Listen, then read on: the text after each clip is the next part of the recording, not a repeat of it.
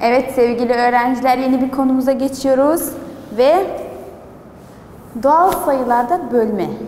Doğal sayılarda bölme tahtada yazdığım gibi. Tek haneli sayıya bölmek veya çift haneli sayıya bölmek. Eğer ki tek haneli sayıya bölmek, yani bu sayı tek haneli bir sayı, bu tek haneli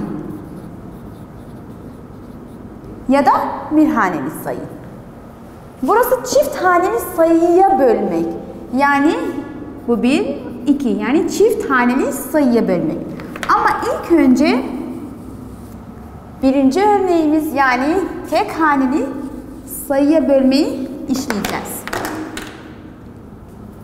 Şimdi benimle birlikte tahtaya bakın.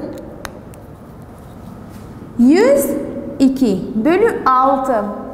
Bunun bölmesi nasıl oluyor? Yazıyorum 102, çizgi çiziyorum ve diyorum ki bölü 6. İlk önce bu halde yazıyorum ve daha sonra geliyorum işleme. Bu 2'yi güzel yazalım. Diyorum ki 102 bölü 6 büyük bir sayı. Bilemem ya da düşünmek istemem. Diyorum ki küçük bir sayı olsaydı hemen çözebilirdim. Ama 102 biraz büyük bir sayı. O yüzden sayımı biraz küçülteceğim. Yani diyorum ki 10, 2'yi burada bırakıyorum ilk önce. Diyorum ki 10 bölü 6 yaparsam 10'da kaç 6 var? Tabii ki 1. Fazlası yok. Ve diyorum ve daha sonra ne diyorum? 1 çarpı 6, bunun altında direkt, yani buraya geçmiyorum, bunun altında yazıyorum. Çünkü ben 10'u böldüm. O yüzden de onun altındaki 6'yı yazıyorum. Ve eksi işareti. Buradaki işlemim eksi. 1 çarpı 6, 6. Buna dokunmuyorum. Buraya geliyorum. 10 eksi 6, 4. Burada benim bir sayım vardı değil mi? Evet. 2'yi kendisi gibi indiriyorum ve diyorum ki şimdi 42 bölü 6, yani 6'yı neyle çarparsam 42 çıkar ortaya? Tabii ki 7. Eğer çarpma işlemi ya da çarpım tablosunu biliyorsanız. Yani sonuca bakarsan 7 çarpı 6 42 yapar. 0 0. Çünkü benim burada eksi işaretim var. Soruyu çözdüm mü? Evet. 102 bölü 6 eşittir 17. Sadece bu kadar. Yani sayıya göre yapıyorsun. Şimdi çift haneli sayıya bölmek. Buna gelirsek. Bakıyorum burada sayım daha büyük ve çift haneli. Aynı şekilde yapacağım. İlk önce 755'i çizgiyle hazırlayacağım ve 23'e böleceğim. İlk önce böyle yapacağım ve daha sonra işleme geçeceğim. Aynı şekilde 755 bölü 23 sayım büyük. Hemen bilmeyebilirim. Yani direkt bilmeyebilirim. Çok düşünmem gerekebilir bazen. O yüzden ne yapacağım? Burada yaptığım şeyi, sayımı küçülteceğim ve daha sonra bölme işlemine geçeceğim. Yani buradan 2 sayıyı alırsam ve buraya bölersem sonuç çıkar mı? Gelin birlikte bakalım. 5'e dokunmuyorum, silmiyorum. Sakın dokunmayın, silmeyin. Sadece 75 diyorum. Bölü 23, yani 75'te kaç 23 var? 3, sanırsam 3. 3 diyelim bakalım ne olacak? 3 çarpı 3, pardon 3 çarpı 2, yani bunu bununla çarpacağım ve burada yazacağım böyle.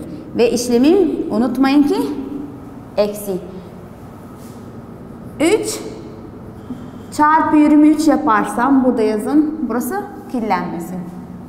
9 ve 6. Yani 69.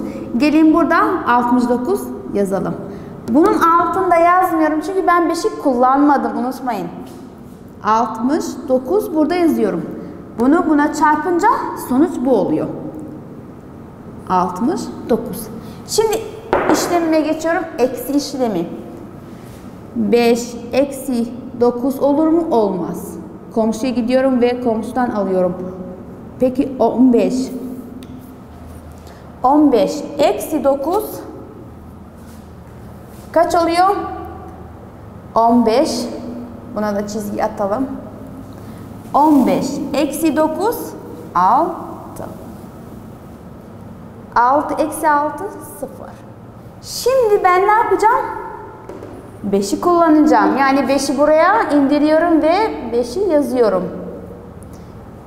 Şimdi diyeceğim ki 65 bölü 23. Yani 65'te kaç?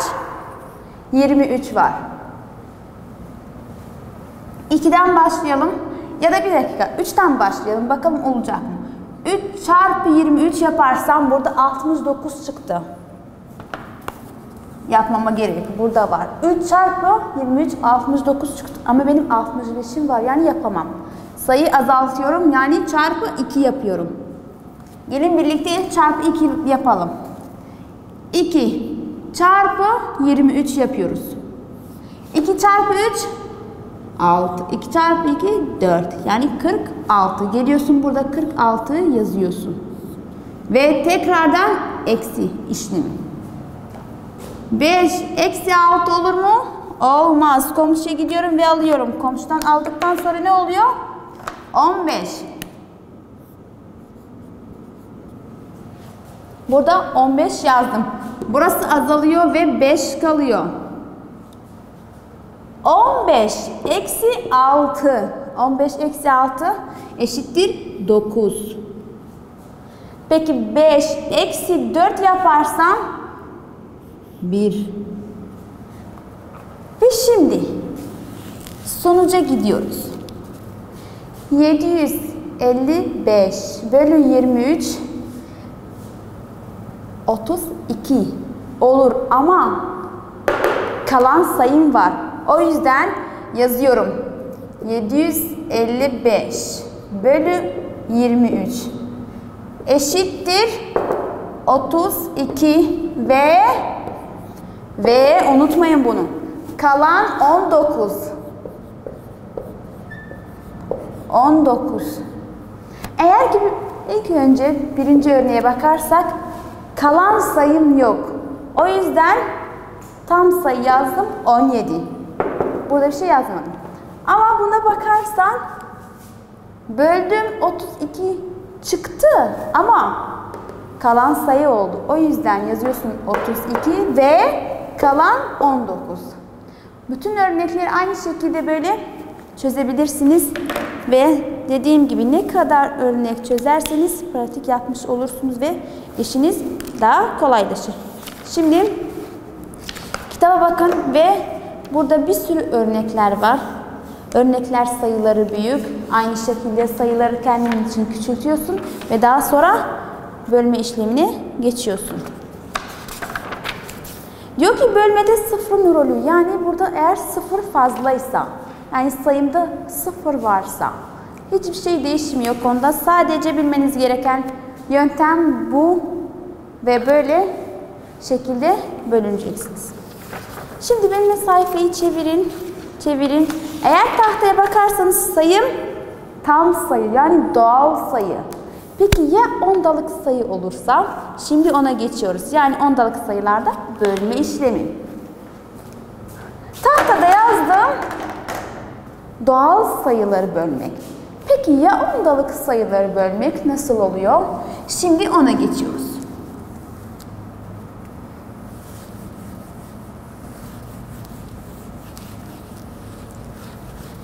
Ne kadar çok örnek çözersek o kadar daha çabuk öğreniriz ve unutmayız.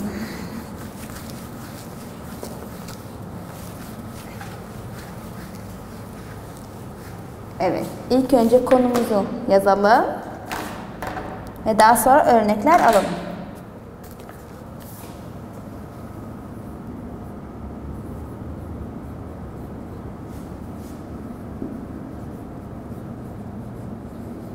Ondalık sayılarda bölme.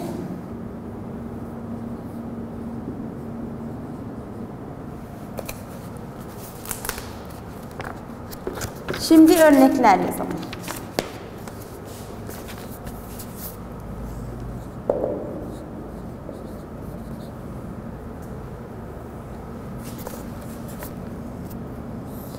Bir virgül 5 bölü 3. Birinci örneğimiz olsun.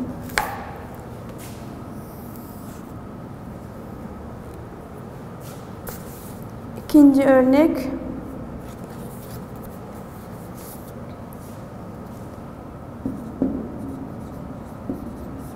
İki virgül 5 bölü 5 olsun.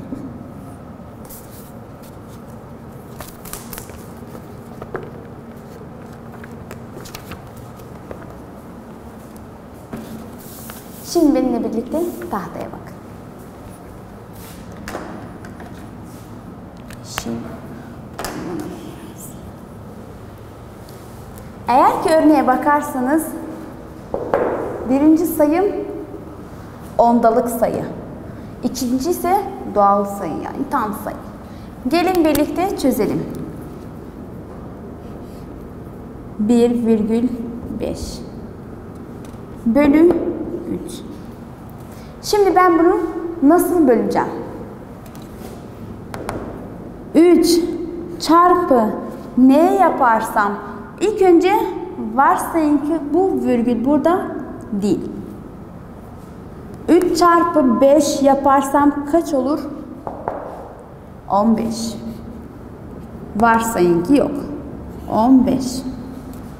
Peki 3 çarpı 0 5 yaparsam kaç olur? Gelin şimdi bunu birlikte burada çözelim. 3 çarpı 0,5. 3 çarpı 5 15. 5 elde var 1. Bunu yazalım. 3 çarpı 0 0. Birim var. Ve burada bir sayı ve daha sonra virgül olduğu için aynı şekilde yazıyorum. Yani 1,5. 3 çarpı 0,5 yaparsam bu çıkıyor. Peki ben bunu buna bölersem kaç çıkıyor? Tabii ki 0,5 çıkıyor. Yani bu bölmeyi çarpma işleminden yardım alarak bulabilirsiniz.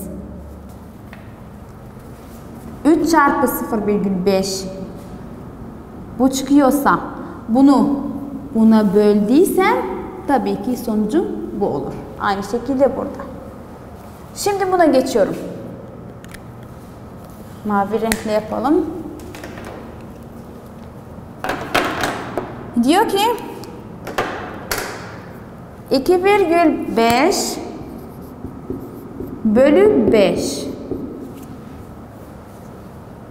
Burada geliyorum. Aynı şekilde burada ne yaptıysam onu yapıyorum. Varsayayım ki bu virgül burada yok. 5 çarpı ne yaparsam 25 olur. 5 çarpı ne yaparsam 5 çarpı 5 eşittir 25. Peki 5 çarpı virgül 5. Gelin şimdi bunu çözelim. 5 çarpı 0,5. Bakalım doğru mu? 5 çarpı 5 25. Burada 5 yazıyorsun. Burada 2 yazıyorsun. 5 çarpı 0 0. Ama benim 2'm var. Ve bir sayı virgülden sonra yani 2,5. Şimdi 5 çarpı 0,5 çarpı yaparsam buna eşit oluyorsa, peki ben bunu buna böldüysem sonucum kaç çıkıyor? Tabii ki burada yazıyorum. 5 bölü 5 eşittir 0,5. Yani ilk önce varsayın ki bu virgül burada yok. Çarpı yaptım. 5 çarpı 5 25 çıktı mı? Evet çıktı. Peki 5'e çarptıysam 25 çıktı. Virgül yani ondalık sayı yaparsam ve çarpı yaparsam bu çıkıyor mu? Evet çıkıyor. Yani sonucumuz sadece bu kadar. Eğer ki bir sayım ondalık ve bir sayım tam ise. Şimdi başka bir konuya geçiyoruz ve ondalık sayılarda bölme. Yani eğer ki benim iki sayımda ondalık olursa ne yapacağım? Şimdi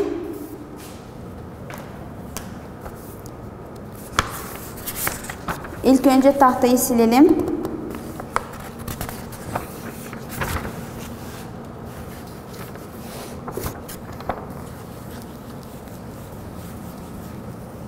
Umarım konuyu anlamışsınızdır.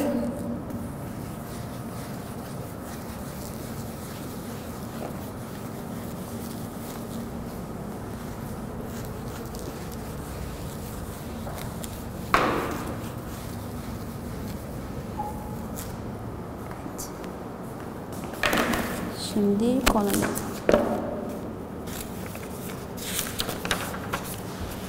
Benimle birlikte sayfayı çeviriyorsunuz ve sayfa 114. Bana ne diyor? Kesirlerden ondalıklara değiştirmek.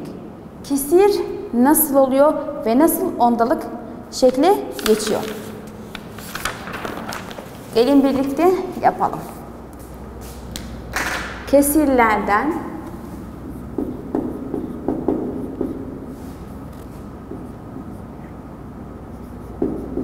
ondalıklara değiştirmek.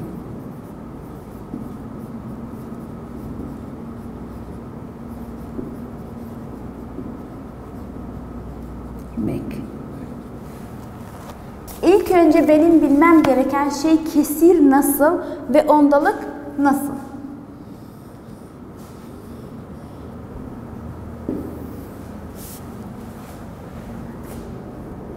(0,5) bu ondalık sayı. Ondalık sayı. 7 doğal sayı. Sayı. 7, 5, 4 örnek fark etmiyor. Peki bu veya bu veya bu veya bu. Bunlara ne deniyor? Kesir. Bunlara kesir sayılar deniyor. Bu ondalık, virgülle olan ondalık, virgülsüz doğal sayı ve payda olursa yani alt ve üst olursa arasında da bir çizgi olursa bunlara kesir diyoruz. Evet, şimdi örneğe geçiyoruz.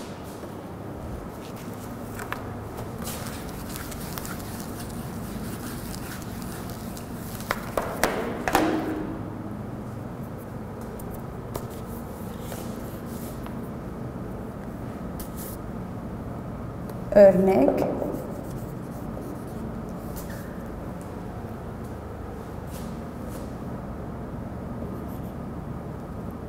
2 ve 5. Burası ikinci örnek olsun.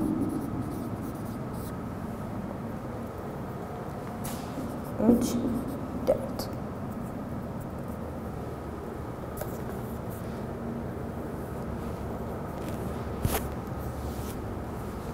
Evet, şimdi bunu nasıl ondalık hale getireceğiz?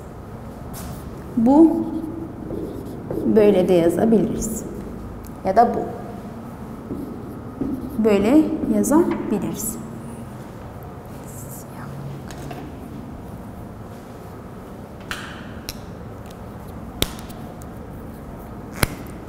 Bu nasıl okunuyor?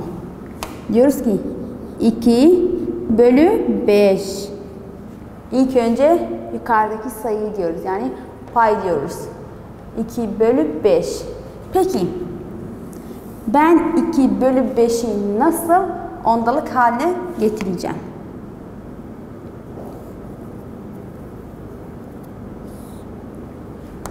İki bölü 5. Burada böyle yazabilirim. Peki 2/5 yapabilir miyim?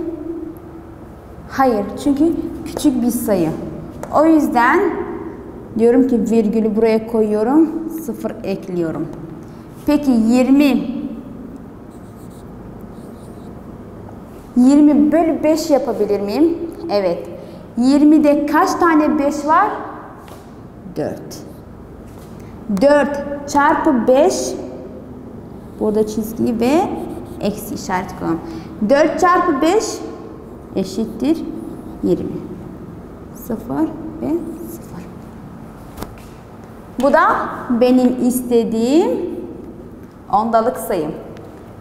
Ne yaptım? İlk önce 2 idi.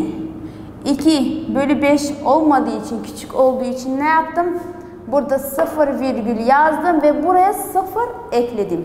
0 ekledikten sonra dedim ki 20/5, 20'de kaç tane 5 var? 4. Peki 4 çarpı 5 eşittir 20. Bu birinci örneğim. Peki ikinci örneğe geçersem aynı şekilde diyorum ki 3/4 ve geliyorum ondalık hale getiriyorum. Burada yazıyorum 3 bölü kaç? 4. 4'ü de burada yazıyorum. Aynı şekilde diyorum ki 3/4 yapabilir miyim? Hayır. Çünkü küçük bir sayı. Bu bundan daha küçük olduğu için diyorum ki burada 0 ve virgül ekledikten sonra buraya bir 0 ilave ediyorum. Siz direkt burada yazabilirsiniz ya da aşağıya gelir tekrardan yazabilirsiniz. Ben hemen yazıyorum. Buraya 0'ı ekledim. Şimdi 30 büyük bir sayı oldu. Diyorum ki 30/4, yani bir 30'da kaç tane 4 var? 4 çarpı 4 16. 5 çarpı 4 20. 6 çarpı 4 24. 7 çarpı 4 28. Yani 7. 7 çarpı 4 28. Eksi işareti. Şimdi 7 çarpı 4 yaptım. Eksi koydum. Şimdi işleme geçiyorum. Diyorum ki 0 eksi 8 olmaz. Komşuya gidiyorum ve komşudan borç alıyorum. Bir çizgi buraya gidiyor, 2 kalıyor. Bir çizgi buraya geliyor, 10 oluyor. Peki 10 eksi 8 2. Eksi 2 0. Bir ondalık sayı yaptım mı? Evet, yaptım. Şimdi devam edebilirim. Evet, edebilirim. Tekrardan diyorum 2/4 olabilir mi? Olmaz. 0 ilave ediyorum. 20/4 5 olur. Yani burada 20 yazıyorum. Bölü 4 20/4 5. 5 çarpı 4 20. Yani 0 0. Peki ben kesirden ondalık sayı yaptım mı? Evet. Yaptım. 0,75. Bu kesirin sonucu ve bu kesirin de ondalık sonucu. Sadece bu kadar.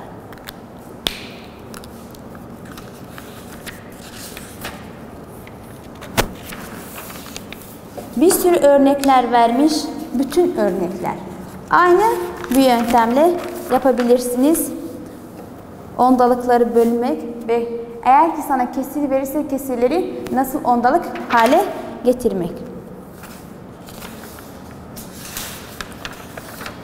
Şimdi size bir örnek daha vereceğim ve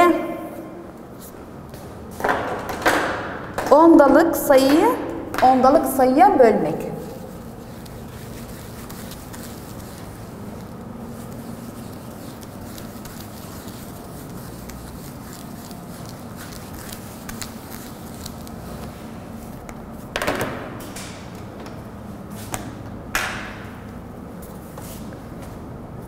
Sıfır virgül 35 bölü 0,05. Bu sayı vermiş, diyor ki böl.